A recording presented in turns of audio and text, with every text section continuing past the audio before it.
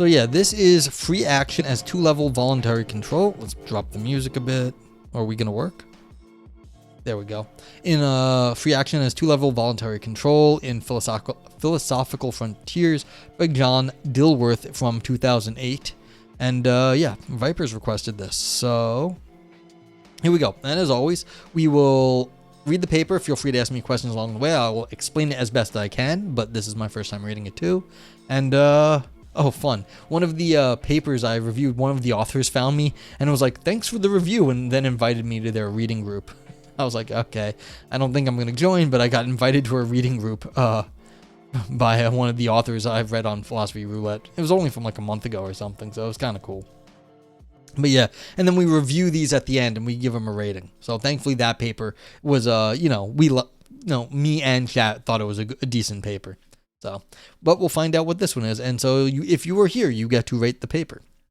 And it will go up on the site, which I will get done. I'm going to try and do it tomorrow, frankly. We'll see. I've been saying that for a while. Anywho, let's go. Some fundamental philosophical issues might best be resolved together in a manner initially describable within the compass of a short article. This isn't that short, it's 17 pages, but okay. Arguably, free will, voluntary action, control, agency, personhood, and consciousness are thus treatable using no ontological concepts beyond those involved in explaining 2 levels of evolutionary constrained causation. Okay, they're just saying we can solve everything in a short article because we can. Awesome. Good job. It's too short for philosophy? Yeah. The basic idea is a straightforward one involving no exotic concepts as follows. Primitive or low-level organisms function at a low level of causation that maintains a minimally adequate level of evolutionary fitness for a surviving species that employs it.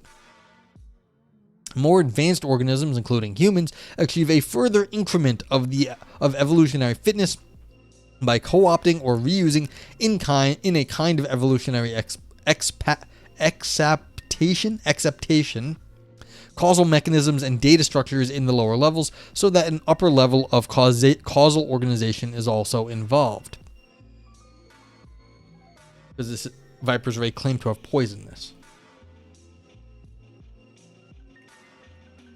Because the additional causal roles associated with the upper level, its principles of causal organization are not reducible to, even though they are partially dependent on, those of the lower level. Alright, just so you know, I'm going to be very angry at this paper. What the fuck is a low level of causation? And what is a high level of causation? And how do you just define humans as having a high level and other things as having a low level? This is going to beg the fucking question. Like, this is just my hot take immediately, but the idea that like there's upper level and lower level, and that we inherently are doing the upper level things and the other things we think are stupid are doing the lower level things, it's gonna, like, this screams of question begging to me. It's just like, we're smart because we're smart and they're dumb because we're dumb, and we're gonna call that upper level and everything else is lower level. Okay, but there is no, what's the explanatory benefit then? That's just sort of recapitulating what we already thought.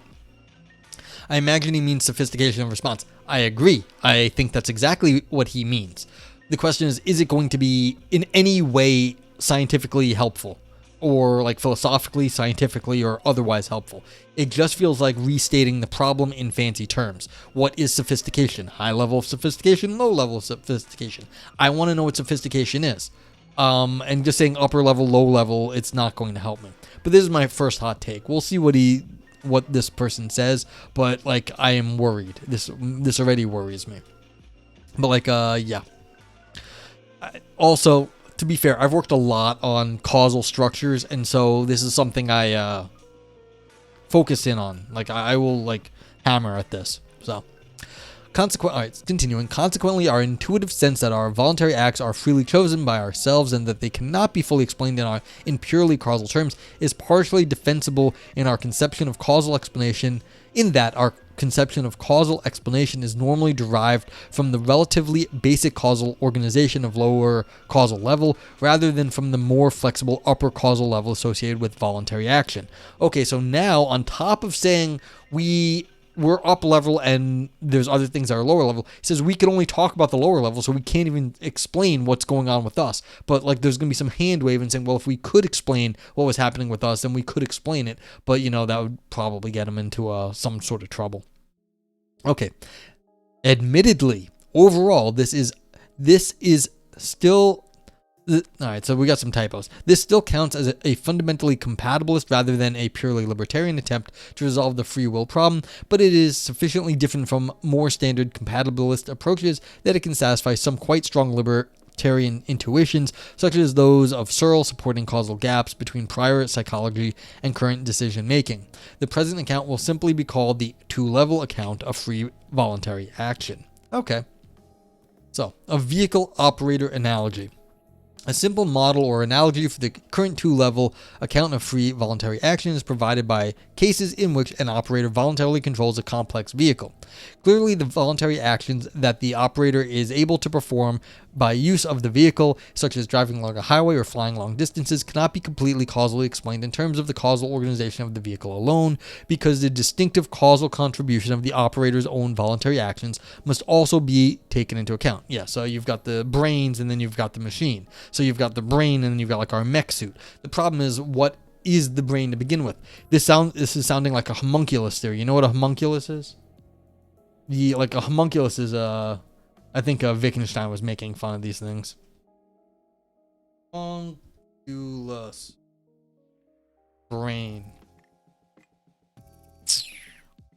Cortical homunculus. A Cartesian theory of trucks. Yes. Let's see. So like, there's a little picture, like an old picture of, this is cool, but that's not what I mean. Where's like homunculus and brain? Yeah, so, shoot. Yeah, this is a homunculus in my brain, in my head. So it's basically a little man inside your head that's driving your body. But then what's in their head? Yeah, because homunculus just means little man. So your brain is just basically a little dude inside your head. All right, I can't find the fun picture, but they had a fun picture from like, the 1800s where you've got like a little guy in like running your mech suit, like, a person in a Gundam in like the head. Basically, that's what's going on in your head. But then again, what is that? That's not helping us at all, because you have to explain what's going on in the little guy in the the control operation, the control center that's running everything. Okay. So, So to explain the action of like a big thing, you have to talk about, the operator too. Okay. But nor can the operator's voluntary actions be completely explained in terms of her own internal causal structure alone, either, because without the vehicle, she would be unable to carry out those voluntary actions that she performs by operating it. Hence, a full account of the causal workings of voluntary actions by vehicle operators must include both an account of the lower level causal organization of the vehicle itself, as well as an account of the upper level causal organization of the operator who controls it. Yeah, so if you want to know how to drive, you have to talk about cars and people. Fine. This model potentially provides a viable analogy for human voluntary action itself, because the human body and its cognitive system, along with all of its basic pre-voluntary causal structure, can itself be regarded as a kind of vehicle that is thus voluntarily controllable by the person who operates it. Who is the person that is operating your body? Who is the person that is operating your body? Where are they? Is this Cartesian? Ghost in the Mac? Yes, exactly. Ghost in the Mac truck. And this is the thing. This is the homunculus. There's a little person driving your body now. So you are not, your body. You are your brain in a skeleton suit with meat armor. That's what the joke is. So like, who is this person? This sentence right here doesn't literally make sense. Like, unless you're talking about like the soul that is controlling your mind, then you're back in the Cartesian theory. But yeah, it's like, come on. All right. As long as such a person's voluntary action is exclusively explained in terms of a single upper causal level, let's just call that the soul. We'll call that the soul. That's all we're doing here. Single upper causal level. We're going to call that soul. Ignore the CL. SUL, soul. Whose own causality and its relation to the upper and its relation to the lower causal level is explained in purely causal ways that are independent of the concept of voluntary action, at least a minimally adequate and consistent explanatory structure would have been achieved that conforms to the two-level TL theory outline. What else is required in an adequate two-level theory? The two-level causal structure discussed so far for the two-level theory of free voluntary action is very minimal. Arguably, there are other constraints on any even minimally plausible two-level theory capable of capturing some standard libertarian intuition about free action. Two of these are traditionally grounded, while one is an additional empirical constraint that arguably holds for any substantive theory of the interaction of distinct causal levels. To begin, here is a brief description of the two traditional constraints and their relevance. First, libertarians typically assume that free voluntary actions are cases in which the agency of a particular person is involved. So an adequate TL, that's two-level theory, must either explain what personal agency for voluntary actions involves in terms of a TL theory itself, or appeal to some independent account of personal agency that is consistent with the TL theory of voluntary action. Second, any adequate TL theory must somehow come to terms with issues concerning consciousness. It might be thought that the issues of consciousness could be marginalized as the relatively peripheral issue of whether our subjective consciousness experience of freedom of choice is veridical or not. Yeah, so if you're just making up your experience of freedom, then, and if it's not veridical, then it's just, it's an illusion anyway. On that conception, the nature of consciousness itself is not germane, for all that is at issue is whether the content of a belief in free will is correct. Yeah, so if it's just us making up the consciousness and in this compatibilist version of the world, that's all it is. It's a feeling of freedom. It doesn't actually mean like that we're free. It's just the content of the belief in free will. It's like, well, what do you believe you're actually doing? That's all it is. So there's nothing to it, which is okay. However, any adequate TL theory aspiring to a libertarian style of explanation must also have some means of addressing recent cognitive science challenges, such as those of Roulette and Wegner. I think we've talked about this stuff in other papers. To claims concerning consciousness decision-making. These and other authors provide evidence that many actions are initiated prior to any conscious awareness of a decision to act. So any adequate theory of voluntary action must not link it too closely with conscious decision-making as such. A scientifically acceptable theory must allow for the possibility of at least some unconsciously initiated voluntary actions as well. At the same time, a more positive conception of the role of consciousness in decision-making generally must also be supplied if libertarian intuitions are to be supported. Mere unconscious mechanistic decision-making could not explain free human conscious choice in paradigm cases, so at least some initial view of consciousness consistent with the TL theory is required. Yeah, if anyone here doesn't know the breakdown, libertarianism, when it comes to philosophy of mind, means that you have freedom of choice that is not constrained by, like, science. You can just, break with the way, like, the laws of physics, which is insane. Of course, if you're breaking things down this way, if you think the laws of physics hold, then you basically are saying that you're breaking the laws of physics by being alive, if you're a libertarian, which is a very, very strange position. This is not my position. I think the whole determinism debate is wrong, and so I have a very sort of mush theory. That's where I am.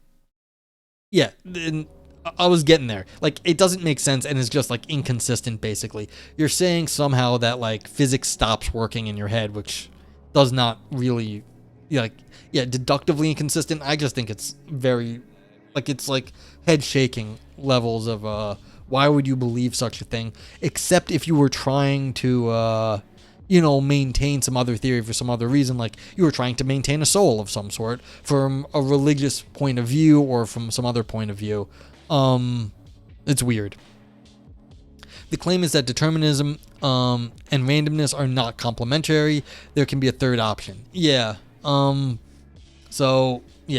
weird... It's a miracle, basically. You're claiming miracles. That's what it is. You're claiming miracles happen, whatever that means. What it do, me? Yeah. It be and it do. That's what it is. What's up, Adam? We're reading this paper about this,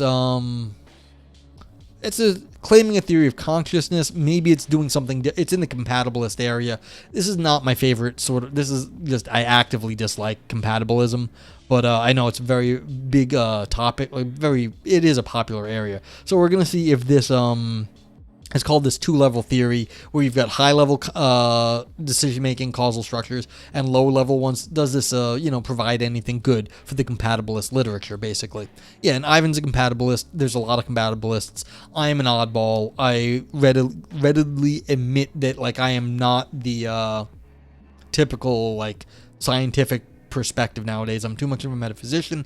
It was fun. We were reading Nietzsche not that long ago, and Nietzsche and I think I agree with this. I think when you go looking for science, you find science, and you shouldn't generalize from there. So when you go do science, you are going to find causal structure, causal closure in scientific sort of theories. I only think that's how it is when we go looking for it. I don't generalize to the rest of the world. Maybe that's not the best position. I don't know, but I don't like the just making everything science. I don't have a good reason for holding that induction that everything is the way our science is when we go looking for science. So I have a sort of a fractured world. When we go looking for science, we find science. If we don't go looking for it, we find other things. Now, are they compatible? I don't know, but I have no real way of deciding that. So I reject the whole determinism, free will debate. It's always been one of my least favorite topics. Yeah. But yeah, but we're talking about compatibilism, and like I said, if we can get any headway on compatibilism, that would be cool too. Okie doke. So, continuing, turning now to the non-traditional empirical constraint on an adequate theory mentioned earlier, it is simply that any substantive scientific theory of the interaction of distinct causal levels, as postulated by the two-level theory, must be specific enough to be empirically testable and initially plausible enough to be worth the effort of attempting to test it. Though arguably it is philosophically interesting to demonstrate the conceptual possibility of viewing voluntary action as involving two causal levels, the idea will not support libertarian intuitions nor scientific theorizing unless it is also empirically plausible. Indeed, this point is similar to that made above about empirical constraints on theorizing about consciousness. In both cases, a significant potential for conformity with empirical evidence is required. Ivan says, I think science says something about our brains and consciousness. We have to bring theories of mind into harmony with the science. Yeah. I mean, that's fair. We can't have a theory of mind that doesn't make sense, given what we know about how we work. Yeah. I just never seem to find our science very compelling. Like I said, I'm too much of a metaphysician. I'm looking for too many things all at once. This is one of these glasses half empty, half full, half empty. People who are, on the compatibilist side think that we're going to, eventually have more and more. We were talking about this the other time where it's, you get more and more science, and we're eventually, explain more and more of the stuff, and then we'll have more, and we'll understand all the stuff eventually. Me, I'm like, we explain more and more of the stuff we were looking for. That if we're looking for certain stuff and we find it, awesome. If we are not looking at that stuff, then maybe we're limiting what we understand about the universe. Do we actually get more understanding of the universe or more of what we were looking for? I don't know. I don't have a whole lot of faith in our science, actually. So I have some faith in it, but, it does what it does well. That doesn't mean it's universally applicable. Oh yeah, I was gonna, that was interesting. I forgot we were talking about Wittgenstein in your stream earlier. Wittgenstein was serious when he said you have to shut up about not talking about the mysticism. Wittgenstein meant it when he said, "Look, there's things in the world we can't talk about, and you should shut up about that." Quietism was his theory. He was a quietist. And it's you have to he's actually really close to what you think we should be doing in philosophy. When we are doing philosophy, we should be correcting the scientists to make sure they don't go out of their lane. That's what Wittgenstein was saying. It says, look, there's things we can talk about, and everything else you can't talk about, stop. And that's kind of what Wittgenstein was doing for a lot of his in his early philosophy, saying, look, this is our domain of science and understanding and rationality, and everything on the outside has to be left off. I thought you would be really with that sort of position, Ivan, because he's saying, look, stop talking about the nonsense metaphysics. That was his whole point. He said there's a hard limit, And this is where it is. And everything outside of that, you have to pass over in silence. You don't talk about it. Now, he has been interpreted as being a mystic, and he kind of was at times, but he was more like trying to be hard-nosed on the science. He was not trying to be mystical. He was trying to be very, very hard-nosed about, this is what we can talk about. It's like, and don't talk about the other stuff.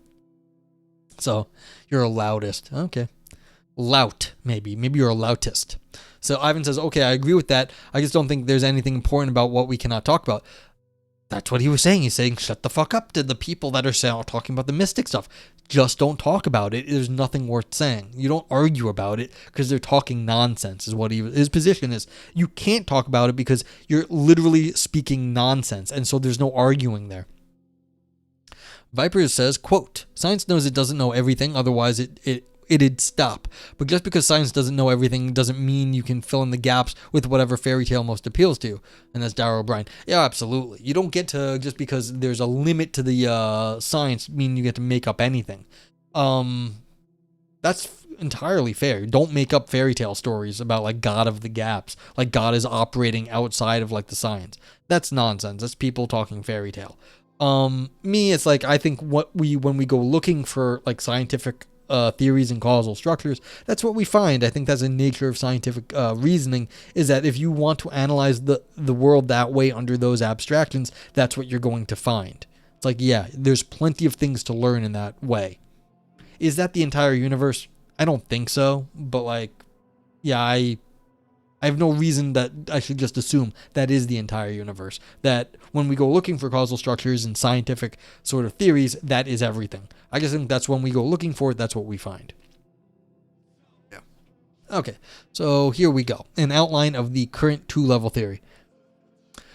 Recall from the introduction that according to the two-level theory, to be developed, primitive or low-level organisms function at a lower level or level of causation that maintains a minimally adequate level of evolutionary fitness for surviving species that employ it. Viper says, all I'll say is that Phil Papers is on the internet, not the other way around. What, the internet isn't on Phil Papers? Very strange. That's a very strange position. Isn't the whole internet Phil Papers and just we're on a little part of it?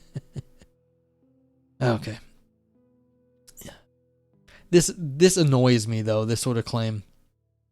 So they are postulating that they have a level of causation that is correlated to their fitness. I find that weird. I mean, if we're talking physical causation, like physics, like that's what the causation is, there is only one causation. It's just the physical mechanisms. That's it. Now, our explanatory theories, how we explain what's happening, that's different. But we're going to have like different causal levels here. Yeah, but what's the causal mechanism then? So I'm a little worried.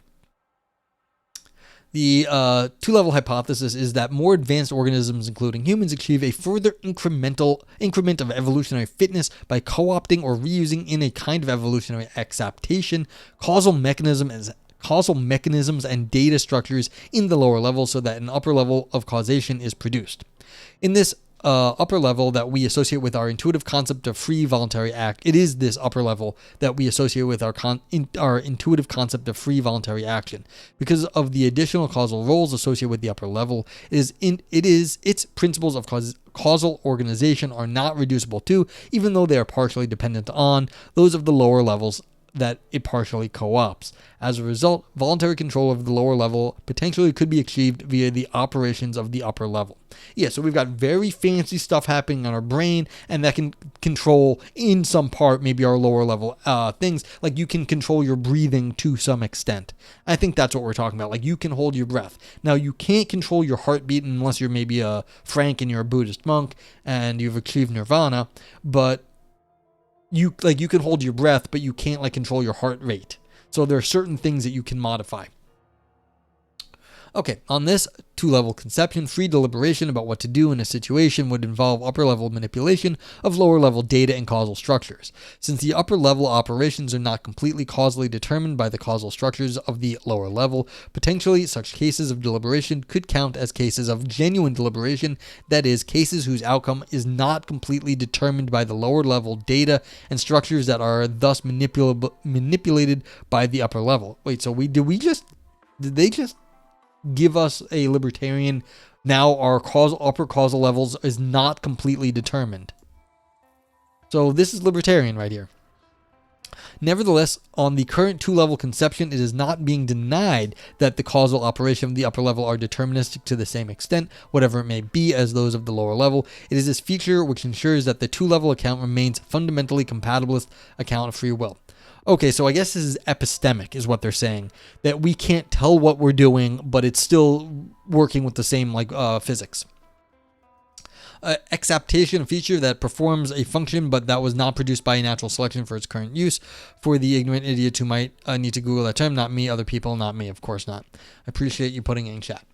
Ivan says, I thought maybe he meant neural nets. Neural nets model abstractions. This allows us to decide based on abstractions, not chemistry in general, but chemistry that obeys the abstraction stuff.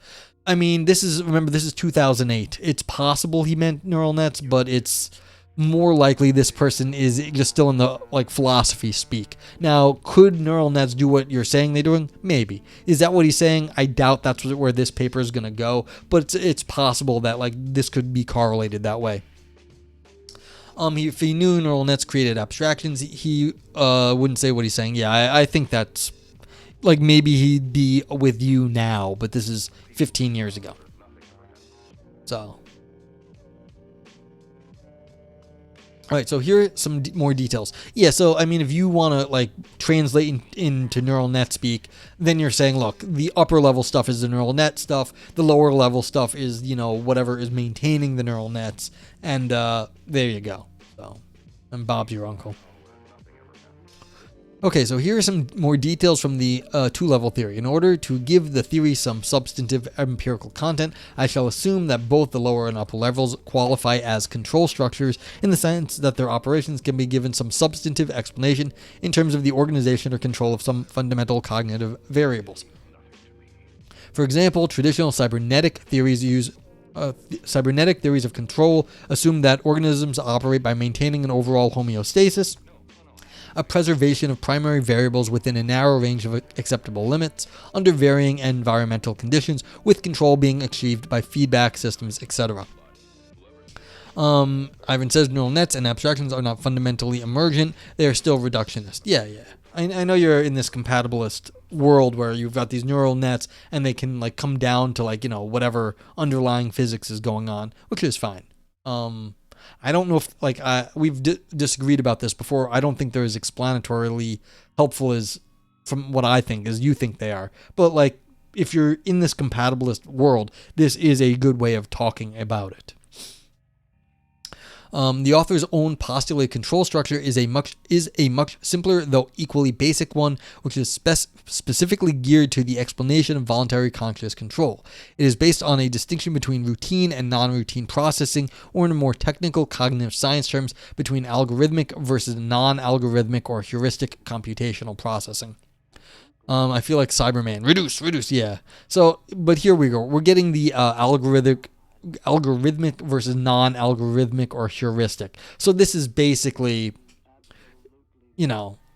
what is the neural net doing in some sense? You've got algorithms and then you've got heuristics, and these are the two things that happen quite often, what we're talking about in mind. So, yeah.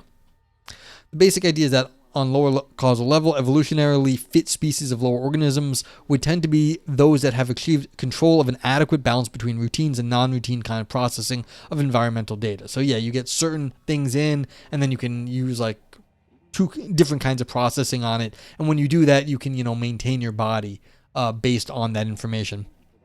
For a wiener? What's for a wiener? Oh, well. Okay.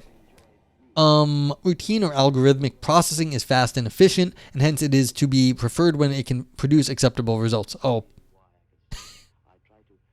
Thank you. Yeah, when it can produce acceptable results. But in more complex situations in which routine processing would tend to fail, non-routine or heuristic processing methods would often be required instead. Such processes are much more computationally intensive than routine algorithmic processes, and hence, because of their extra processing costs, they should be used by a species only when absolutely necessary. So in evolutionary terms, successful species would tend to be those that have achieved an adequate level of control over their use of routines versus non-routine processing resources under a wide variety of conditions.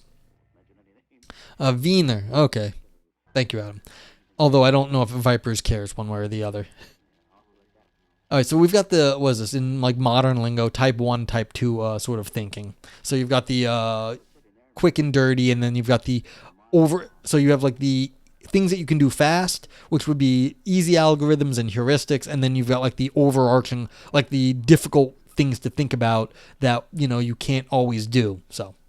So the author says, this concludes my basic account of the control by organisms of their lower level pre-voluntary processing resources as explained in terms of bivalent pre-voluntary control of routines versus non-routine processing methods.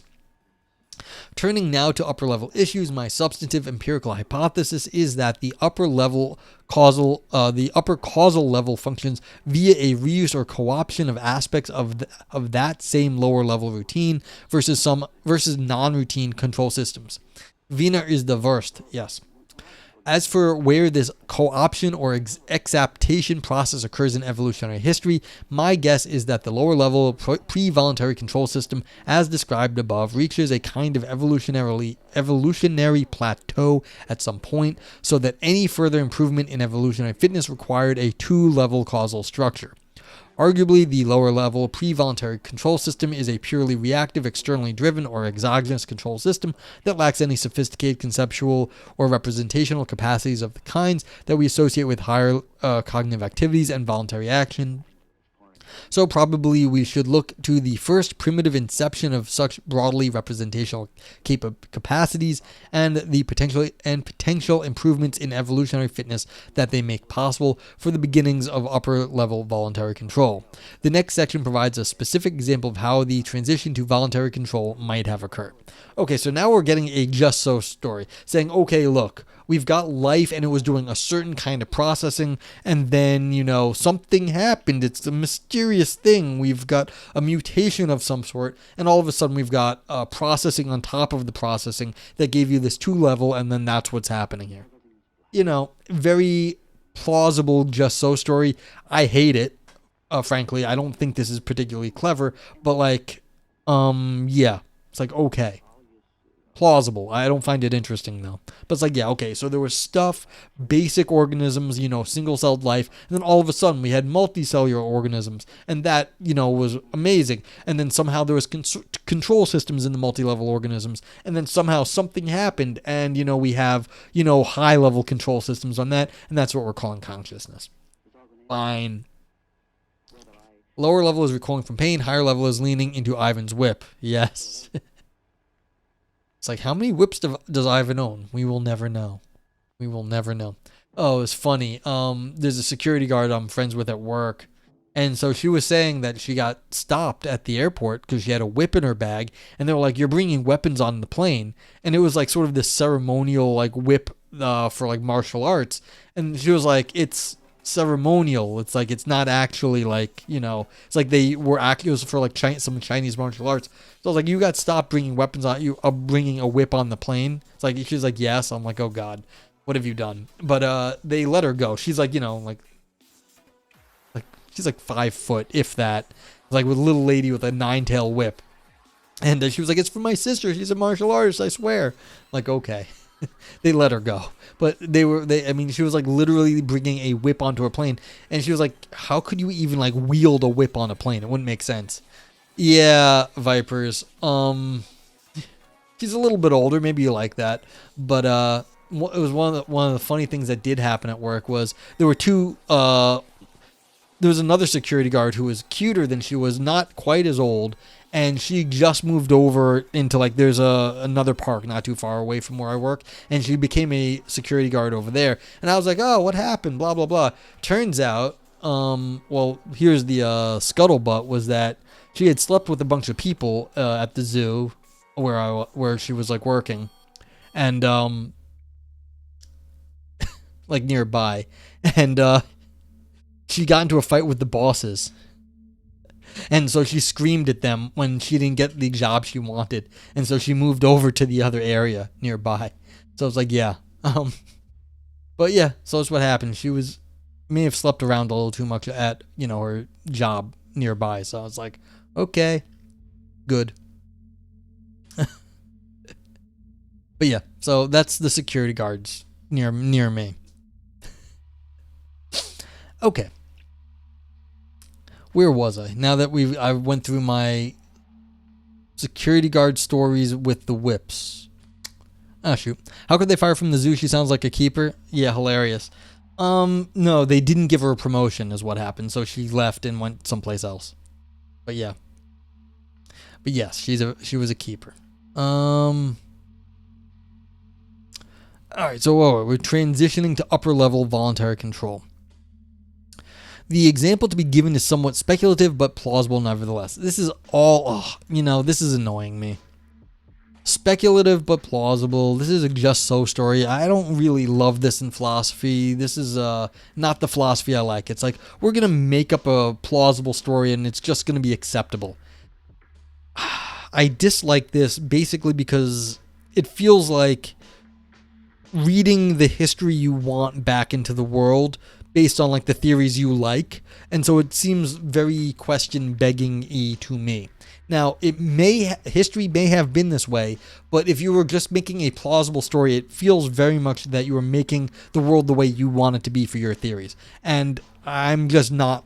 I don't like this. Ivan says, just so stories are okay if you want to show something as possible. Often that's all you need to do to defeat a bad argument about impossibility. Yeah, and the problem here is this is not what that is doing. This is trying to make it sound plausible. The fact that you are only arguing for possibility has nothing to do with plausibility. And when you present stories like this, they want plausible. And they say plausible. Right here, plausible. They want plausible. Possible is not plausible. The fact that it is plausible, I don't know. I have a very hard time believing plausibility stories. I mean, yes, something happened, and it may have even happened this way, but I don't find these stories to actually be informative, which is the worst problem, I guess. Like, it's not telling us anything interesting. Alright, consider how pre-voluntary species might deal with predators. What does that even mean? Presumably, their routine, non-routine control systems would be sensitive only to direct kinds of evidence of the presence of predators, such as direct visual sightings. Distant visual sightings of predators likely would trigger only routine reactive behaviors, such as both continuing to eat and continuing to watch the predator. Middle-range sightings might trigger other routine reactive behaviors, such as moving away from the predator in a leisurely fashion.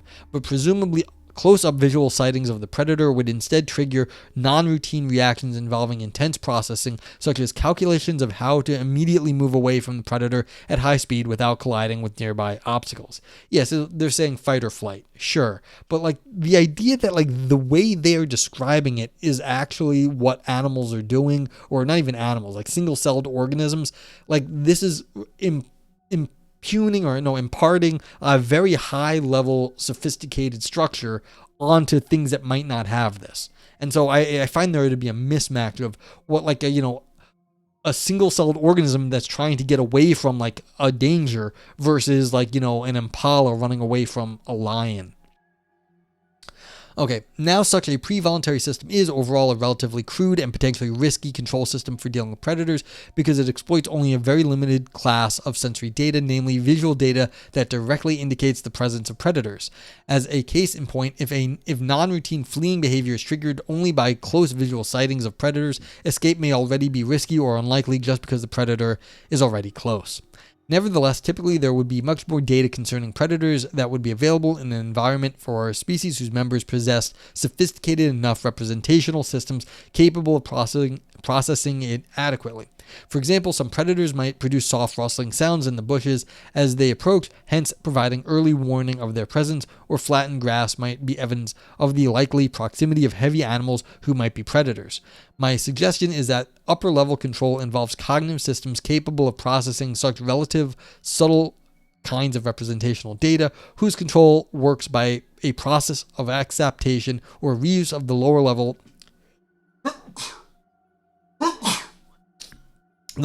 control structures. Yeah, again, this person's making a lot of assumptions on how the world works just the way they want it to. I'm not sure there is this real distinction between upper level and lower level. Like, you can say that, but why did they get to draw the line somewhere?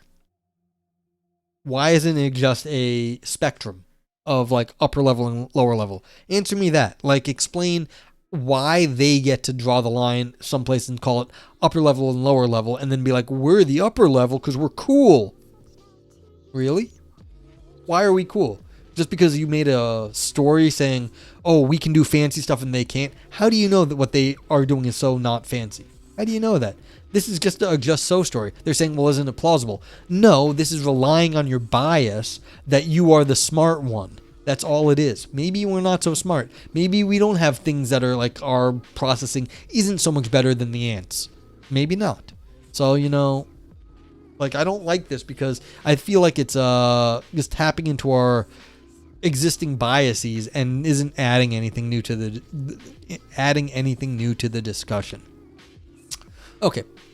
In the current case, presumably the distinctive task of the upper-level cognitive processing is to determine the relative degree of risk from predators provided by any potentially relevant sensory evidence, and then to map or translate that risk into directives that utilize the pre-existing lower-level control structures to actually carry out appropriate actions. As one specific case, if a rustling sound could cause the two-level system to issue a directive that triggered lower-level non-routine fleeing behavior at an earlier time than could be achieved by lower-level processing alone, there could be significant evolutionary advantage to the members of the species in question, in that their likelihood of escape presumably is much higher if they flee at an earlier rather than later time in the approach of a predator. Yikes. Ivan says, humans can make arbitrarily deep abstractions. Maybe there's something of a spectrum with chimps, dolphins, but there seems to be significant jumps in the human ability. Ants don't have DOIs. Yeah, no. An inflection point in consciousness. Yeah. So you're both saying good things, but it's like, yeah, maybe we are on a spectrum with, like, the other like smart things, and maybe it's consciousness, whatever we think that is like actually something special. The question is, what has this paper added to that? It's just saying consciousness. This is all I'm hearing. Consciousness is fancy, or mind is fancy, or soul is fancy. I'm not finding anything here. Yeah.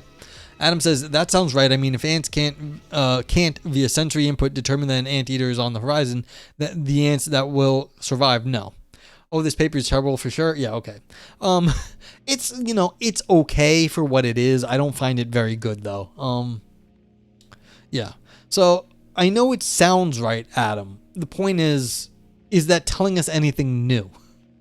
Of course it sounds right. I know it sounds right. That's the problem. I want it to sound new, different, interesting, and maybe even very wrong. But this is like one of these papers where it's just like, I haven't learned anything. Like, okay. It's like, yeah, they're just going in. Surely it's just laying groundwork at this point. Yeah. Vipers, I hope you are right. But I am very worried about this paper because what they said in the beginning did not lead me to think that anything interesting was going to happen. Yeah, new. Oh, okay. Yeah. So I'm just very worried, Vipers. I would like to be wrong. Okay. So it seems likely that the initial evolutionary stages of inception of the two-level system would have involved such special cases that provide immediate and significant fitness benefits. Yeah. So if they were conscious, they would be better at living. Yes, I agree. However, the additional upper-level cognitive structure required to take advantage of arbitrary kinds of available data concerning potential predators is formidable indeed. As a case in point, early fleeing on hearing rustling sounds is not a panacea for general success, because nervous creatures that waste their expensive lower level non-routine processing resources by fleeing whenever they hear any kind of rustling sound likely would evolutionarily be even worse off than entirely pre-voluntary creatures.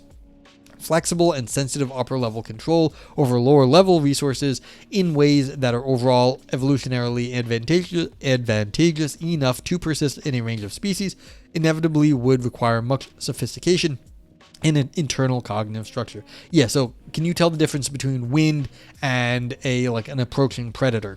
That's hard.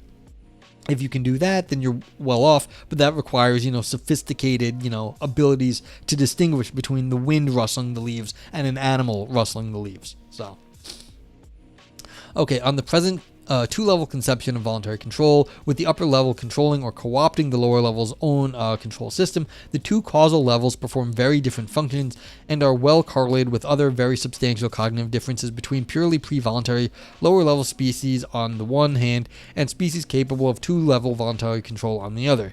So the current TL theory has at least the initial ingredients needed for substantive empirical theory invoking two distinct levels of causal control of action. Viper says, it's thought that hyperactive agency detection is one of the things that leave us predisposed to believing in gods. Yeah, we're always trying to, rationalize stuff. And so you're trying to, put, agency where it might not exist. So you have, a god of, the god of the forest or whatever, that the forest is acting in, an agent-oriented way, that it has its own soul or something. It's yeah, that's entirely plausible. But yeah, it's that would be the higher level causal structures kind of overestimating what's going on. You hear a rustle of wind, is that an agent, is that a predator, or is it just the wind? And then you do the same thing, you put the is that an agent or a predator, but you put it onto the whole universe. Yeah, it's not so easy to make those distinctions if you don't have a lot of information about what the whole world is like. And that's where science comes in. We understand that the whole forest is not got some sort of, single agent directed ability to come after you. The forest this is not Lord of the Rings. There are no Ents that have agency of the forest.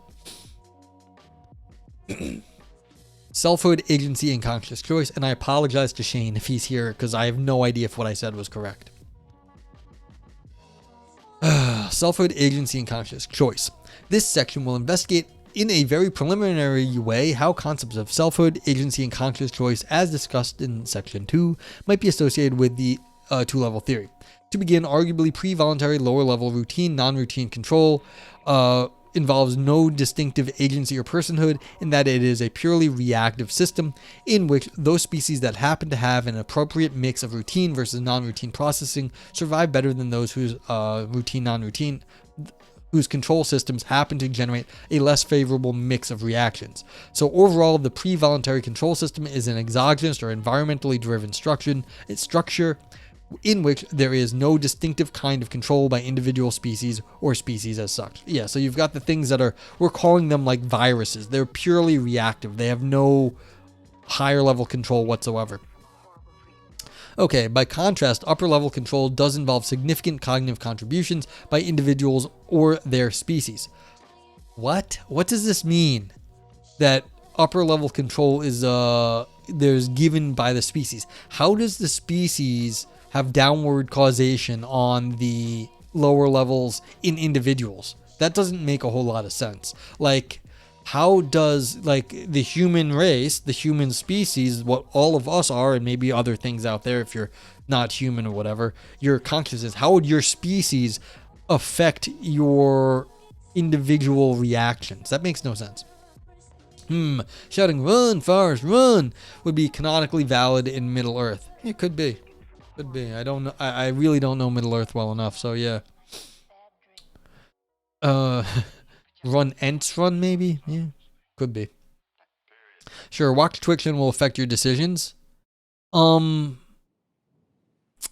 Yes, but that would affect, I think, my higher level decisions. So yeah, upper level control does involve significant cognitive contributions by individuals or their species. Really, well, individuals, yes, but like that's the thing, Ivan. The people you deal with will affect your upper level, but I'm a little worried at the species level. Like he's talking about mimetics, yeah.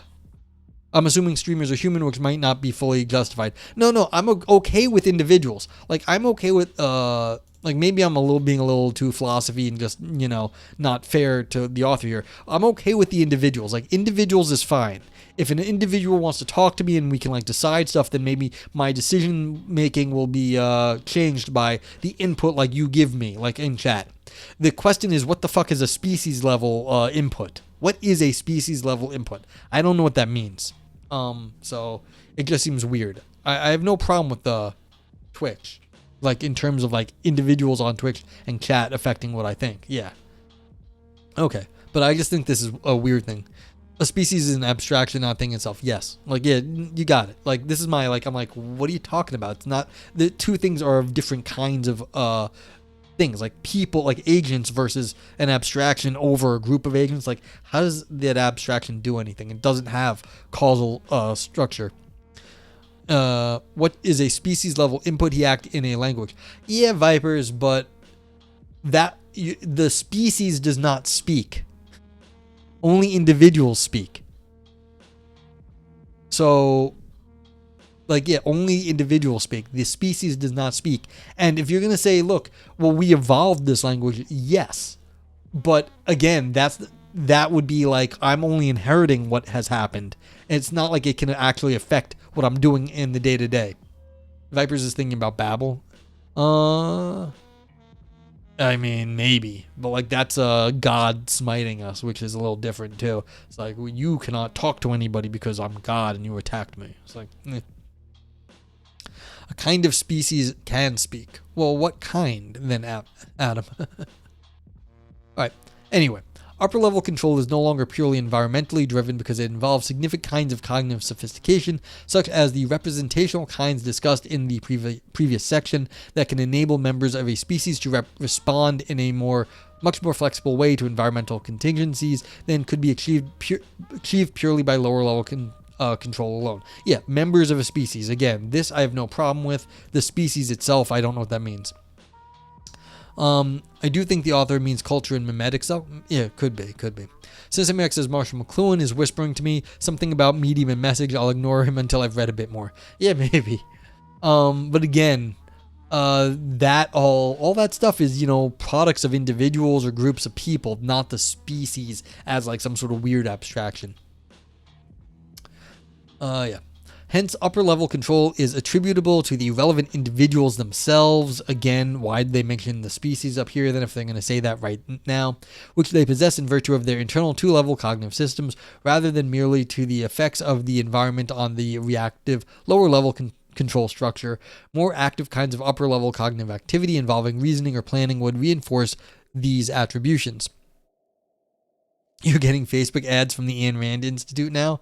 Oh god, that's disgusting. Ew, that's weird.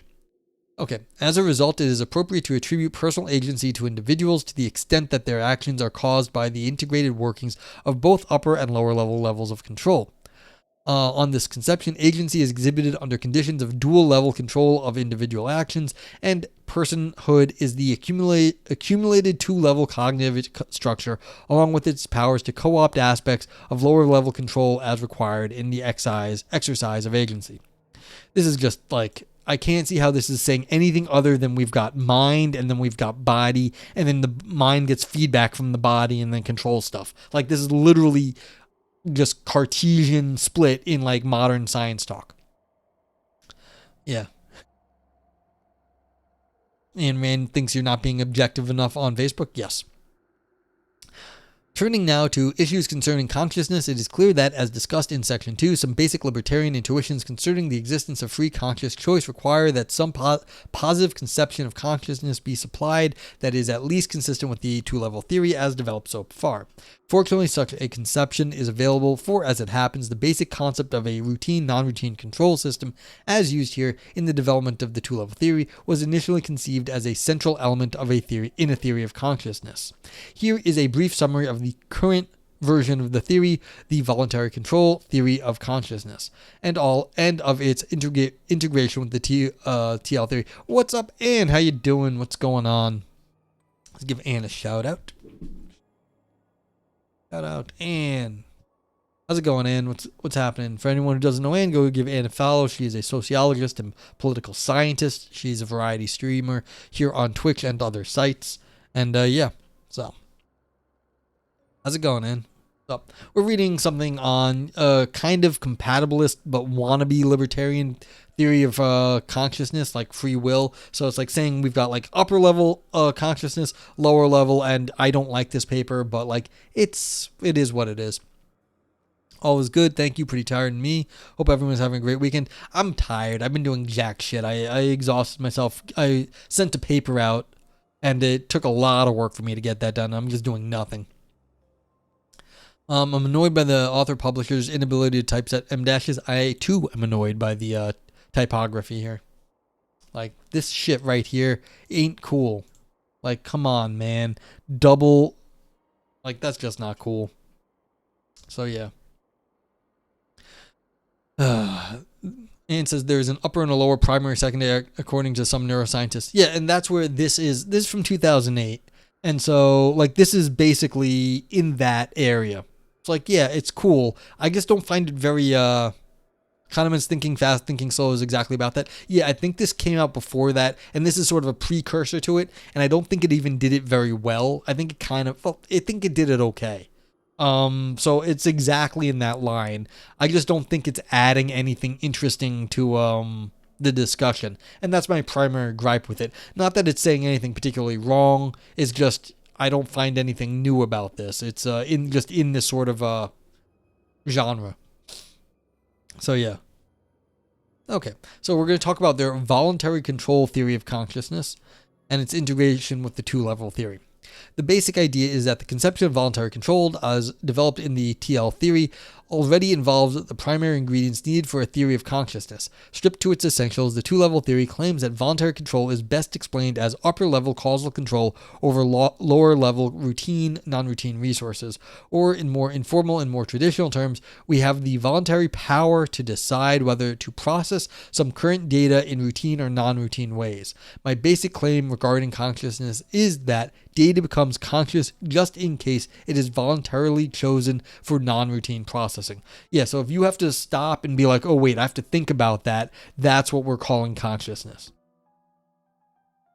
For example, to return to the predator example in section 4, the basic idea is that two-level representational cognitive skills enable a creature to voluntarily process environmental data, such as miscellaneous visual or auditory cues, in a flexible and skilled manner, so that it only assigns intensive non-routine processing, that is conscious processing, to those kinds of data that provide initially adequate evidence of the presence of a predator. Yeah, so if you get to stop and go look at something and you're thinking about it, that's what they're calling conscious. So it's this reflective thing. Even if it isn't like it only feels that it's under your voluntary control, it's that sort of like, okay, we have to stop and look. That feeling of consciousness is what they're calling consciousness. So the creature does not become conscious of any or all miscellaneous sensory data available in its environment, but only if data relevant to its safety from predators or other kinds of data that might require non-routine processing.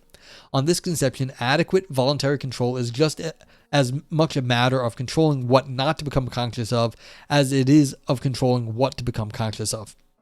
Is Chris Hansen an apex predator? That's the old thing. It's like to hunt another human is the greatest challenge. So, kinda is. Do I have anything to say about this? I don't know. It's just like Anne was saying. Other people have theories of this. I'm not sure this. Yeah. Again, I don't know if anything new is happening here. All right. Never heard of him. It was one of these where they were catching pedophile TV shows. So what was it called? To Catch a Predator? I forget. Yeah, he's host of To Catch a Predator, and so they would basically, pose as underage girls in online forums and lure, horny pedophiles to some house where they'd have like a TV camera set up, and then they'd have like cops out there and like arrest them after interviewing them. Like, what were you doing trying to meet a 14-year-old girl? So that was the TV show. Okay, hence the current 2-level voluntary control. Hereafter, this 2-level view of voluntary control over consciousness is broader than traditional libertarian conceptions, which focus exclusively on cases in which voluntary control is exhibited in cases when the relevant data is already conscious. Paradigm cases of this explicitly conscious kind of voluntary control include cases of deliberate reasoning and planning, which clearly require intensive voluntary control of non-routine processing and hence consciousness. All right. Yeah, I mean, the fact that they're describing the situation here is important. They're not saying how it happens. This is a purely descriptive theory. They're only saying, well, this is how it is and this is how it must be because this is what we do. If you assume this is the sort of thing we are doing in the world, then this theory that they're giving, this 2-level approach, makes perfect sense. If you accept their examples of all that we do and all that we are, okay? That's fine, but keep in mind, this is not telling us what consciousness is. This is only telling us how we use it. It's not saying anything about consciousness. It's just saying, well, we can describe it in these terms. The question then becomes for me, is this a good description of consciousness and of human life? I don't think so. But in some very abstract sense, yeah, you can describe it this way, but is that actually useful? Again, my answer here is no. All right. The author says, here is an example that shows how a 2-level approach to planning could be used to explain a libertarian conception of free conscious planning.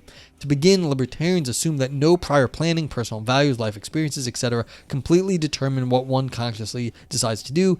At most, such items provide guidelines only. In the correspondingly 2-level conception, all such prior items are basic kinds of cognitive data that exist in the lower causal level independently of voluntary choice. Prior actions will have modified the structure of the lower level, the control structure, the routine, non-routine control structure, so that in the absence of voluntary control, lower level reactive control would be fully determined by those prior factors. Yeah, so if you're not thinking about, you just kind of do things without just making conscious decisions, you just go. Okay, author says, however, conscious planning can voluntarily draw on those prior lower level data structures in whatever creative ways are within the skilled competence of the person's upper level voluntary control structures. The plan that results from this planning can then be voluntarily used to bias or pre-program the lower levels of routine, non-routine system in the following manner. The basic idea is that a plan provides a series of guidelines as to how to act. Incoming sensory data during the activity is monitored for compliance with the guidelines of the plans. As long as compliance is maintained, the relevant data would normally be processed in routine or unconscious ways, but any deviations from the plan would normally result in non-routine conscious processing. One becomes consciously aware that currently there is some problem in one's execution of the plan that would need to be corrected if the plan is to be maintained. Yeah, so basically the upper level reorganizes the inputs that you're getting, and then you just keep going until it has to be reorganized again, or something comes in that you can't process, and then you have to think about it. Okay. The conscious intervention is also a case of conscious voluntary control, and in line with libertarian intuitions above, one's current decisions as to what to do next are equally unconstrained by one's prior decisions. One could continue with execution of the plan after fixing the current problem, or abandon the plan and do something else instead. To be sure, the 2-level view on the two-level view, this voluntary choice situation does not involve any categorical ability to do otherwise, and presumably what one voluntarily decides to do is fully determined to the extent to which determinism is true by relevant factors in one's upper-level voluntary skill set plus the current state of the lower level structures. But the central libertarian point remains valid, namely that the lower level structures and data which are processed as needed during conscious deliberation do not by themselves causally determine the outcome of that deliberative process. Hence, to the extent a Searlean kind of libertarianism is vindicated by the current two-level approach. Okay, so yeah, you've got the upper level stuff and the stuff we look at as lower level, that is all determined, but then from our perspective, we can't get outside of the upper level processing. So from we're making that decision about the lower level stuff, then it feels like, yeah, we have the libertarian free will, but that's only because that is as high a abstraction level as we can go. We can't get outside of that and see how it's governed. But from our perspective at the high level, we can control the lower level, even though it's all fully deterministic the whole way. So again, this is an epistemic constraint. We can't see outside of ourselves to see that we are just following the same, like if we were at God's level, then we could see that, oh, we were just following the deterministic processes, and it would all look lower level to God. But from our perspective, we only can see the more basic causal structures, and so that looks like we are, making decisions and rearranging that stuff. Jeff Hawkins on Intelligence came out in 2004, confirming my suspicion. Thinking Fast, Thinking Slow came out in 2011. Perhaps this would have seemed like a more revelatory paper in 2008. Yeah, but do you remember, what was that paper by the student of the Canadian asshole? I think that was 2003, and that already had all of this. We could look that up. So, and we read it here on thing. So, we were all, you guys were here for that. Yeah, the Jordan Peterson paper. We had a Jordan Peterson, a student of Jordan Peterson. Yeah, exactly. But hey, it worked, Dan. So thank you. We had a co-authored paper in philosophy by what looks like one of Jordan Peterson's students with Jordan Peterson, but it didn't sound like any cognitive psych. I think that was a 2003 paper, or it came out before this, I believe. I don't know. Maybe I'm wrong. But like that was already more sophisticated than this paper. So, could go and like look on my YouTube. No, actually, let's go find that. I want to find out.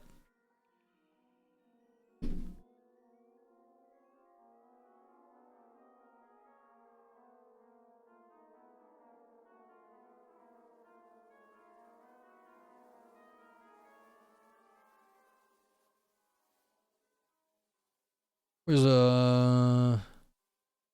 Oh, did they do something here? This is not what it used to look like. Oh, look here. Videos. Search.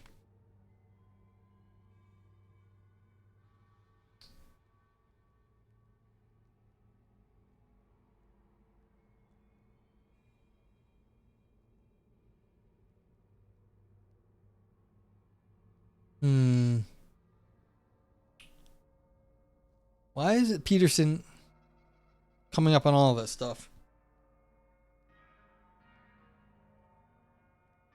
Pedersen.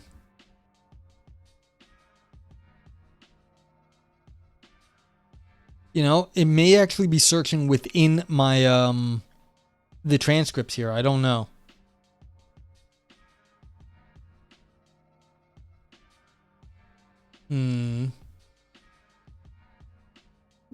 I forget. That should be up here at some point.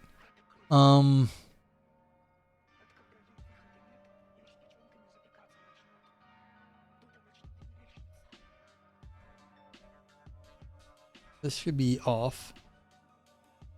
Did we lose it?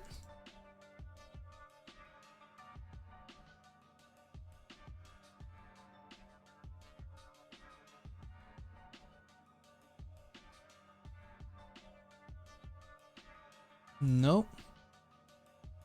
Yeah, I'm sorry. I'm trying to find this, but I don't know if I can. What was that called?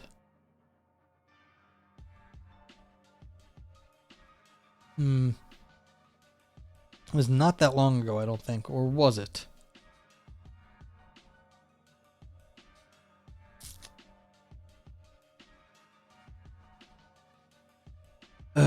too bad. Okay. Not going to find it that fast.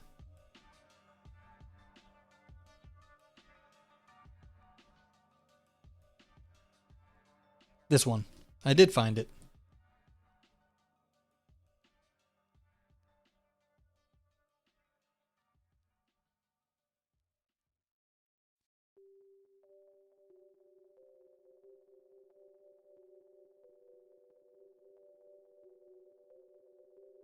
(2005). So yeah, I was right. So this came first, and this is a better paper. Because this one has the same thing, but this was at least it had 2 levels. It was relativized, where they were saying basically that anytime you reorganize it, then what consciousness is getting the reorganization. So that's what this was saying, and this is anticipatory consciousness, and that's exactly what this other paper that we're talking about today says here, where it's saying you've got 2 levels. So the anticipation was that you were anticipating new things and you were reorganizing your reactive stuff to say that to organizing your reactions, which is the lower level in the current theory here, given your higher level account. So this is 2008, and this one here is a 2005 in a textbook. So that means it was written maybe even a long time before, maybe in like 2003. Because the books come out, even later, usually, quite often. So, there we go. Okay, and you can see it's called Libet's wager, Libet's veto. So this is Libet's veto right here, Libet's veto. And what are we talking about in this paper? Libet, right here. And it's gone. We lost it. Yeah, and we're talking about Libet right here. So it's the same stuff. Very similar stuff. Yeah. Okay, this section briefly shows how the current 2-level theory, as supplemented by the theory, the voluntary theory of consciousness, is consistent with the experimental results on conscious decisions by such writers as Libet and Wegner, as discussed in section 2. Recall that a characteristic result of their research is that many actions are initiated prior to any conscious awareness of a decision act, which seems to undermine a traditional libertarian conception of free conscious acts of will as being the sole locus of human decision making. Yeah, so basically, if you're doing tests for people who don't know, you can measure brain activity that indicates a certain decision has been made before the person's consciously aware of it.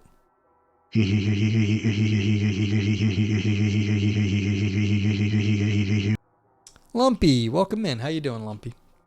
And thank you for the text-to-speech, Vipers. It looks like it's working now. What's going on, Lumpy? Hope you're well. Let's give Lumpy a shout-out. We like Lumpy. Lumpy is a streamer here on Twitch.tv at Lumpy Dragon Potato. He is a Lumpy Potato. Speaking of Canadian asses, yes, he's also a Canadian.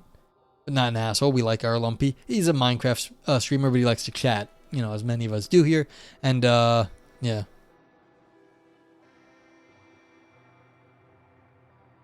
Did you say butt? I still have my, let's see if it loads. Did it not even load? Okay, I can't even see it on my side. My computer's slow. But yeah, there we go. Canadian butts. There we go. Yeah, so everyone who doesn't know Lumpy, go give him a follow. Good guy. Does Minecraft and maybe some other games every so often. And he's a builder in Minecraft. He's not playing the game. He's usually building fantasy worlds. So it's cool. Fan real. You had a wonderful day with friends and Muffin at a German Christmas market. That sounds really nice. Sounds really nice. I haven't been to a nice one. I've only been to like some cruddy ones around New York. It'd be nice to go to like a nice one. Like have some. I haven't been to the big one. Like they have a big one in like Union Square, and I haven't been down there. It'd be kind of cool. Oh well. Yeah, we're reading a sort of a wannabe scientific-y account of mind. Unfortunately, this paper has been superseded, I feel, by a bunch of other stuff in the same area.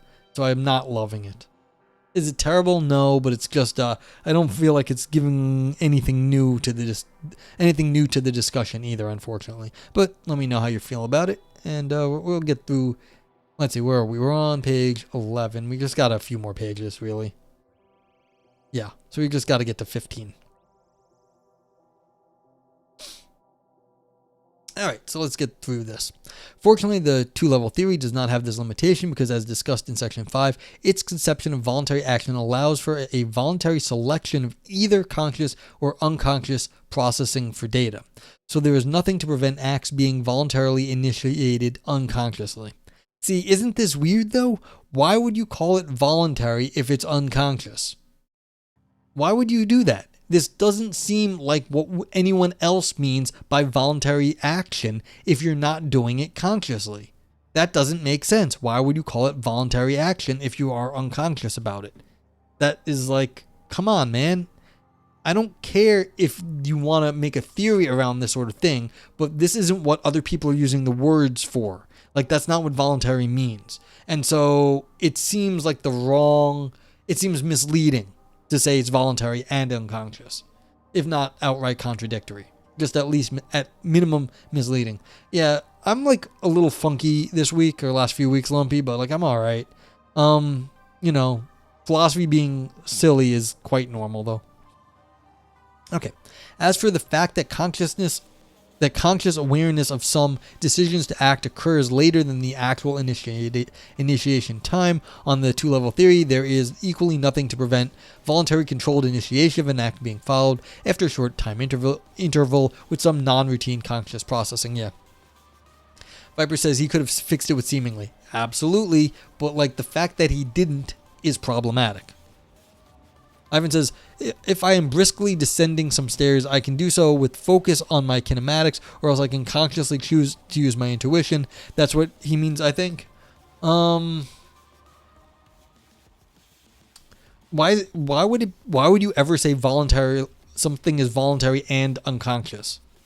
It's like, I think I know what you mean. Like, you can say, look, I'm going to just do it fast and like voluntarily do this fast and not think about it. But then you wouldn't say you initiated it unconsciously. You initiated it and then you followed through using your reactions. But you wouldn't say you voluntarily initiated unconsciously. It just seems like if you're going to say initiated it, then you either voluntarily did it consciously or it was initiated unconsciously and involuntarily. So, yeah, it seems like, again, maybe this isn't the worst. Like, Vipers could fix it with like one word. It's not the worst crime in the world. It just seems that this is a confused way of talking about it, though.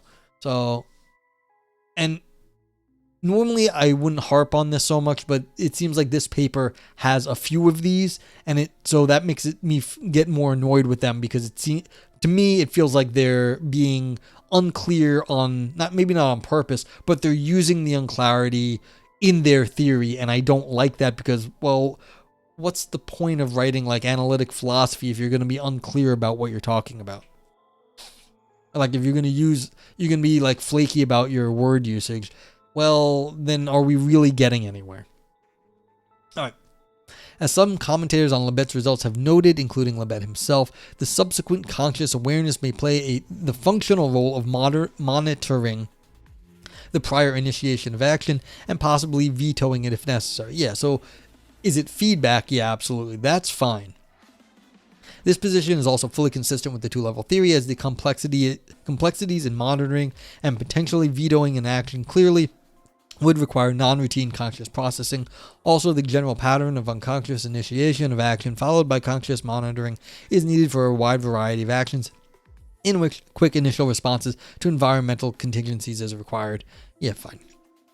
For example, fast-moving games such as tennis or baseball would be unplayable if players could not instantly react to the play of opponents. On a traditional libertarian conception, players could not be praised for their clever lightning-fast actions in such cases, since the split-second reaction occurs prior to any possible conscious awareness of the action, yet clearly we do regard such actions as free voluntary actions. Indeed, players spend many years honing their voluntary skills so that they can perform well in such situations, and everyone knows this. So there is traditional, informative, intuitive support for a two-level style conception of voluntary action, even though traditional libertarians have been unable to account for the relevant phenomena. Alright, so this is not so bad. They're saying, look, the amount of work you have to go in to, hit a 100-mile-an-hour tennis serve or a 100-mile-an-hour pitch coming at you with, a baseball bat, which is incredibly difficult. That is fair that like there is something voluntary to that. You had to hone your skill. And then doing the actual act, though, there is no time for voluntary work. That makes this seem like, again, they're speaking loosely when they say voluntary or conscious. So it's like, yes, but you shouldn't have been saying it this way, because I feel like the terms are misleading then. All right. Locating the two-level theory among theories of free will. In this section, will briefly locate the account of free will provided by the two-level theory in the broader context of theories of free will in general. To begin, there is a generally accepted division of the field into two basic categories of theories, depending on their stance on the issue of determinism. Compatibilist theories such as those of Frankfurt, Fisher, and Baker defend views according to which the possession of free will is compatible with determinism. By contrast, incompatibilist theories deny that free will is compatible with determinism. Among incompatibilists, libertarians such as Clark, Kane, and Searle, who hold that free will is possible in virtue of some indeterministic elements in the causation of human action, and hard incompatibilists such as Pereboom, who deny the existence of free will on grounds such as that all actions are fully determined. There are also a few non-standard theories. Who's non-standard? So they're saying this Kane person as a non-standard theory. The current two-level theory is unusual in that it both draws on libertarian approaches, such as Searle's view, as previously discussed, while nevertheless also fundamentally being a compatibilist theory of free will. Hence, the two-level approach is able to provide a hybrid view that potentially can incorporate the main strengths of each of the competing traditions of libertarians versus compatibilists that support some positive conception of human free will. Like I was saying earlier, this is an epistemic free will. We only feel free will because we don't know any better. It's a property of our knowledge that we think we have free will, but we can't see that we don't. We can't look at the high-level causal structures that we're using because those are the structures we're using, and we can't get outside of the system and look at that. To put this in the Wittgensteinian terms as earlier, this is the stuff you have to pass over in silence. You can't talk about it because you can't get out of your own causal structures. However, you can't talk about them, but you can still say they're deterministic because those are what, govern our scientific worldview. Again, this is why Wittgenstein was not a mystic. He could say stuff like that. He could say, these are the concepts we're using. We don't have any others. And so you can't reason about those causal structures because these are the concepts we have. But it's purely epistemic. It's only on our knowledge side where we are limited by what we're looking at, and maybe in the future we'll be able to look back and be like, haha, how silly you guys were in the past, and now we know better. But we're still in the position that in the future humans might be able to look back and see what we're doing now as what our high level is future humans low level that they can reason about. Yeah. But yeah, so epistemic. That's what my claim is here. All right, to begin with libertarian factors, in addition to the necessary causal gaps between previous psychology and current decisions as stressed by Searle, libertarians are also generally committed to an originative control thesis of some kind. Such a thesis claims, roughly speaking, that a necessary condition of free will is that current actions are the result of previous causal factors that were under the agent's own control.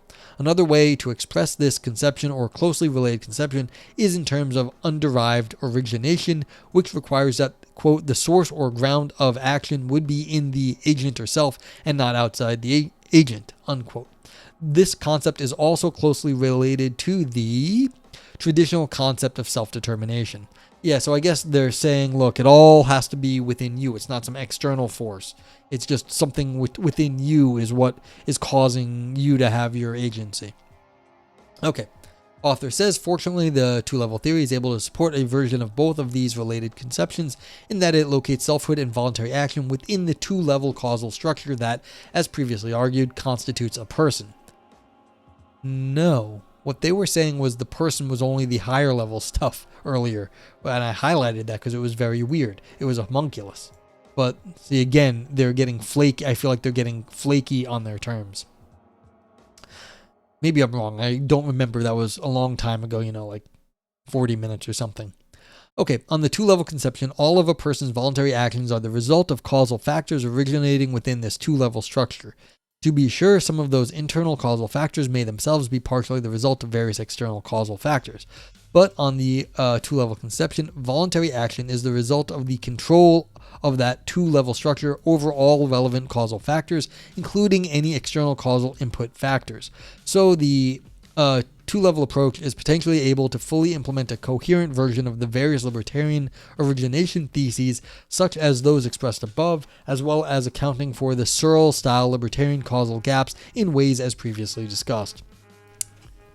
So this is basically saying you have some sort of like pure immortal soul that has been with you your whole life. It's untouchable, and that's really what is, doing the work of the agency here. And we're just going to call that the high level stuff, but that's what's been with you the whole time and is not affected by any other causal structure that's outside you. And so they're claiming this high level stuff even from the get-go, when you were a single-celled, like whatever that is, when, sperm and egg come together, that one thing, that's you at some point. That constitutes the person and has the high level thing at that point, or at some point, I guess you get the spark of consciousness, and that is what's going on, because it's saying if your origination and it can't come from any causal structure without, then you have something that's untouchable within you. Like, really, I don't think either I'm getting this wrong,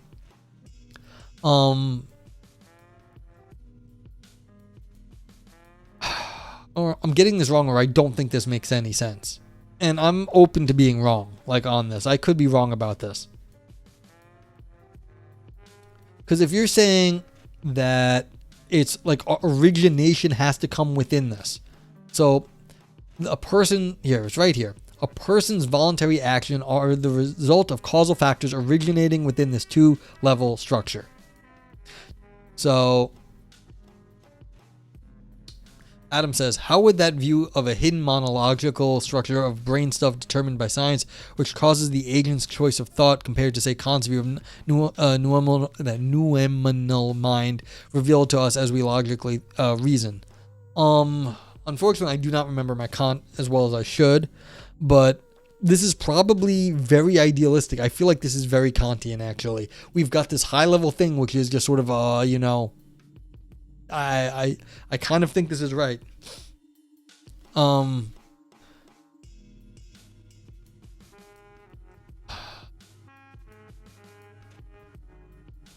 trying to remember back to my Kantian, like whatever Kant said about this, and I can't pull it up at the moment. But you've got these internal causal factors, and that's really what it is. I mean, the control of that two-level structure. So you've got some sort of mind that is in control of all the things that are coming into it. We shouldn't be trying to be compatible with libertarians. Yeah, Ivan, I'm afraid this person's trying to, have their mind and eat it too. And it's not, I don't think it's going well. Yeah, I find this to be a very traditional structure. I think Adam has a point that this isn't very different from like very old style theories, and like that basically you've got some sort of mind which is doing the work that is giving you like, sway on this, and then you just can't really talk about it. And so it's like a hidden monological structure of brain stuff. That's exactly what this kind of upper level causal thing is. It's like I think this is a very, very traditionalist philosophical concept of mind.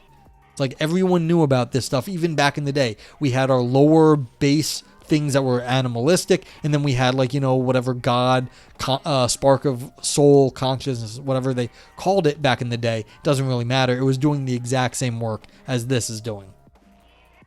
So... and it's like the result of the control of that two-level structure over all relevant causal factors. And this is what the concern is. All relevant. The all right there. What's the scope? You have something that is within you that is controlling all relevant causal factors. It seems like the immortal soul or something. It's like, yeah. Okay. So turning now to compatibilist aspects of the two-level theory, traditionally one of the hardest problems for compatibilism was that it seemed to make a categorical ability to do otherwise, as expressed in the principle of alternate principles, impossible. Yeah, so if you always have to do what science says, then you couldn't have done otherwise. And so if you're going to believe in that science is deterministic, then there is no alternate possibility. You have to do what is determined. All right. Author says, however, Frankfurt was able to show via his famous examples of free action without any ability to do otherwise that compatibilists are not required to accept the principle of alternate possibilities, a point that has been exploited by compatibilists ever since and which strongly supports the compatibilist two-level theory as well. Nomological? Yeah, that's right. Nomological means science-like, so it's following in a science-y factor, not monological. Okay.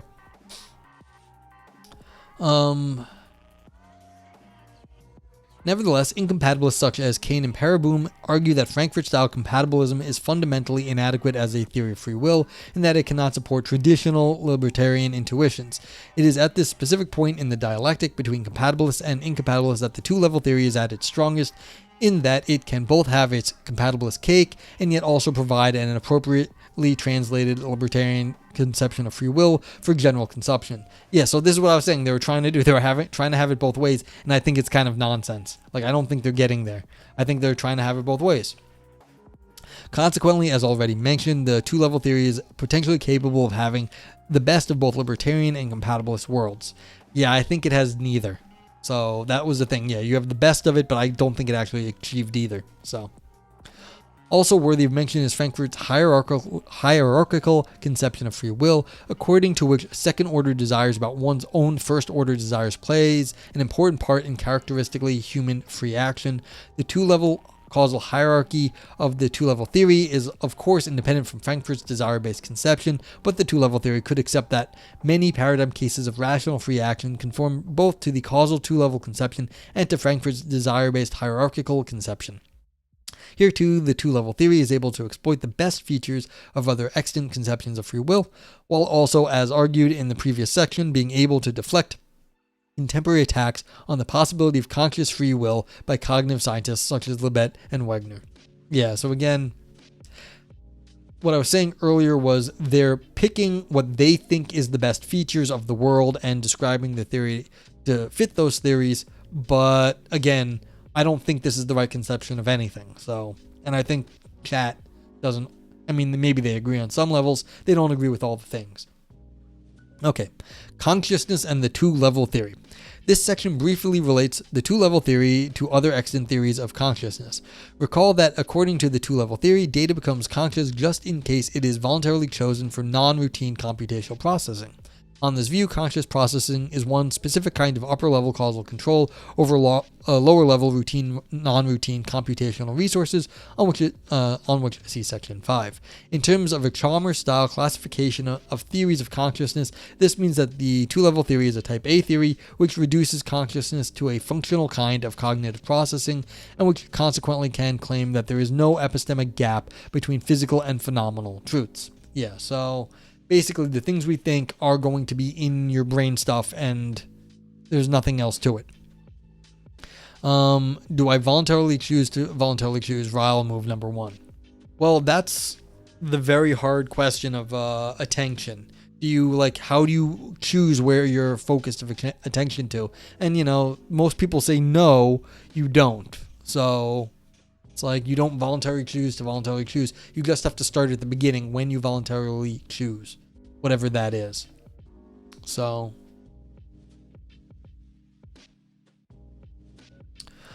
additional support for the latter point is provided by auxiliary two-level claim that knowledge of what it is like to be conscious can be explained as a kind of knowing how rather than knowing that. Yeah, so now we're getting, as you called it, Ryle stuff. In addition, this knowing how approach could potentially be closely integrated with ability hypothesis replies to the knowledge argument, which replies effectively undermine quality-based arguments for opposing. Auxiliary. Thank you, Vipers. Auxiliary. I'm losing it like lately. What are you going to do? Opposing non-materialist views of consciousness. Yeah. So they're saying you can do the Ryle sort of thing here where there's no consciousness. You're just knowing how that things could do. Auxiliary. I know how to say that word. I do. Another significant division among theories of consciousness is that between one level and higher order theories. Prominent supporters of higher order thought, that's hot. Theories include Rosenthal and Carruthers. According to such theories, a state becomes conscious when it becomes... Flappy Blappy Capybara. Yes. Thank you, Anne. That was insightful. According to such theories, a state becomes conscious when it becomes the object of a higher level thought about it. Lycan has a related higher order perceptual hop theory, higher order theory. One motivation in common between such higher order theories and the two-level theory is that both kinds of theory attempt to explain how given a kind of mental state involving a particular kind of information could also involve either conscious or unconscious processing. Higher order theories invoke higher order states to explain the difference, while the two-level theory has a corresponding explanation in terms of either non-routine or routine processing of the relevant data. Yeah, so now they're trying to just take all hierarchies and be like, well, we can say the thing is a higher level than the other. So they're trying to relativize their theory here. Furthermore, there is no fundamental incompatibility between the two-level theory and the higher order theories, in that some might argue that the two-level voluntary selection of non-routine processing for data would occur just in case the data became the object of a higher order thought or perception. Yeah, so now they're just saying, well, whatever level it's on, it doesn't matter. But presumably the matter is an empirical one that further experimentation should be able to resolve. On the other hand, if it turns out that higher order processes are not always involved in conscious states, or even that they never play a role in explaining conscious states, then presumably there would be room for alternative one-level theories of consciousness, such as those of Thomason and Kriegel, which are also compatible with the two-level theory. Adam says, so what would be happening when I say I voluntarily chose to think about a thing which is out of mind, say the tallest peak on earth, or intend to pay attention to resting my shirt on my back? Aren't I in control of such things? Well, the idea is that you have a sense that you're in control of them, but in that there is no way that you could have a sense that you were not, because those are the highest level concepts we can have, and to get an understanding of how those concepts would be employed in a like a way that was like automatic, we would have to have another higher level thought about that. And so whatever we're calling consciousness now is this higher level thought that would have to be outside of whatever you're looking at, so you could look down and like sort of like understand how it was working. So when you voluntarily choose to think about that, you feel that it's voluntary, but you are not, it's not actually voluntary, but that's what you feel is going on. That's what you think is going on. That's what you know is going on, even in a deterministic world, because you can't get outside of your upper level thought to look at it to see how it works, because that's what you're using to look at other stuff. So it's like you can't ever know what your own thinking, because then your brain would have to be inside your brain, which would have to be inside your brain, and then you get yourself into a regress problem, and that wouldn't work. So there's like a logical epistemic issue there that you can't ever know how you yourself is thinking. Maybe you can know what other people are thinking, but you can't know what you yourself are doing. And that's like what this whole paper is premised on, the idea that what like animals are doing is simpler than what we're doing, and so we could look at them and be like, well, they're just reacting, whereas we're thinking about stuff. So yeah. So you're not in control, but you feel like you are. And that's what they've been arguing. But last paragraph here. Nevertheless, if the two-level account of the nature of consciousness is correct, then presumably its explanation of consciousness would be more fundamental than that of other compatible theories. Thus, even if it is true that consciousness occurs when and only when a state becomes the object of a higher order thought, it could still be the case that this is so only because higher order thoughts induce non-routine processing of the relevant data in conformity with the two-level theory. But this is not to deny that the explanatory value of the two-level theory would be enhanced if it could be shown that it can function in close tandem with some currently better known theory of consciousness. Okay. What do we think about this one?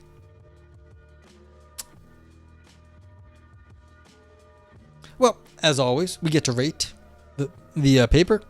And let's turn the review on. This is the emote review for anyone who's new here and all the old people that are here. Please, if you're in chat, feel free to rate the paper. And I have these wonderful emotes that you can use. They're Better TTV emotes, so you can see them in chat on the screen if you don't have Better TTV installed here. And Ivan gave that a nay, and the grapes. The nay is the global Twitch emote. I know it's not on screen, but I need to fix this too also because Ancients. Thank you, Vipers. I forgot. But okay, so did this make your brain dance? Did it have fun? Did it bring fun ideas to the table? Did this make big claims that shriveled up? That's kind of what Ivan said it did. But he also gave it a brain dance that had some fun ideas in it. Okay, that's fair. Was it navel gazing only for academics?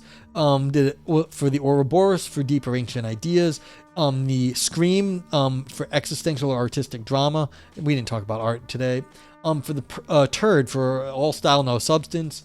Poop underneath. Like I don't even know if this one had style. I thought it I didn't even think it was yeah. I mean, it was just this is mostly grapes.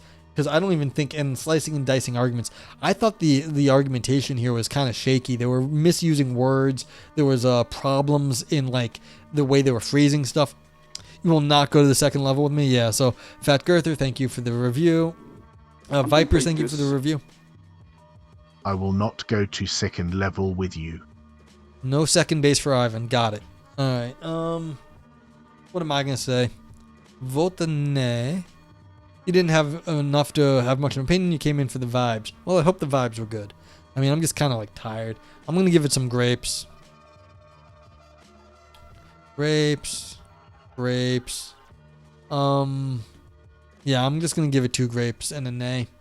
I mean, to be fair to this, if you hadn't read any of these theories in this area, because this is a slightly older paper, this might have been very good. The brain dance that Ivan gave it is fair. It's just maybe this is a little dated now because it's from 2008, and that's not the author's fault. It's not this paper's fault.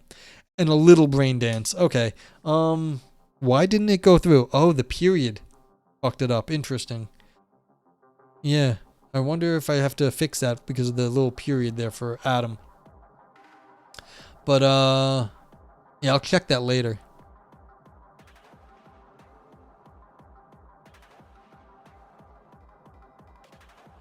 But, yeah, the only vibes here are Ivan's Parkinson's disease. Get a little dance going, a little shake. Yeah. So, thank you all for voting. I'll leave it up for another minute or so. Do we have anything to say? Is yeah, I feel like this, already that paper we read a few weeks back superseded it, was better argued. I think at the end, the sort of hand waving about the levels, they said 2 level and then they expanded it to be relative. Not great. Ivan says brain dance was for sort of reversing the connection between consciousness and executive non-automatic function. I thought that was interesting. Okay. Yeah. I mean, again, this is not the worst paper, not by far. We've read much worse papers. I just, like I said, it's dated, and I feel like these ideas here are, I've heard them a lot in the last 15 years. So that's not this paper's fault. Maybe back in the 2000s, this was in the air and it was a good paper. And so it's okay, sure. But at the moment, I think there's better stuff to read. So, yeah. Yeah, I don't know if you can see on the behind the review, but this is the spot where they were saying something that the species had effect on us. There's nothing that this human race, the human species, is having significant individual effects on our cognitive abilities. And then they went on to say individual members and everything in the rest of the paragraph, but nothing about the species. So it's these throwaway lines, some words here that I felt were ambiguous, vague, unclear, or otherwise unclear, not helpful.